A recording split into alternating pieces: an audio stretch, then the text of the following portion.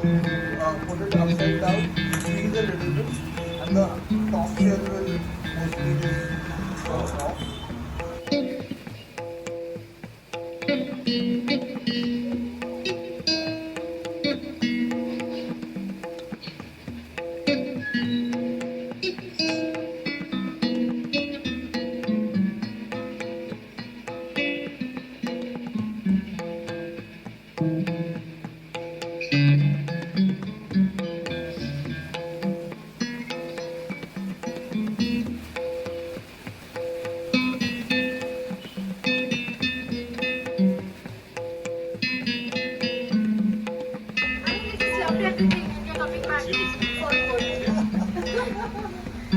Would you like to say something?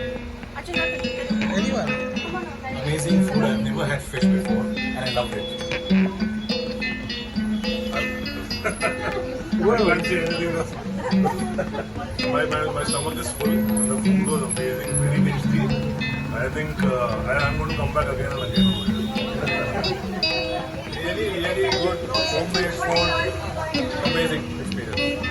Actually speaking, this is my dream really because I love seafood and you gave me all the seafood possible at one shot. Thank you so much.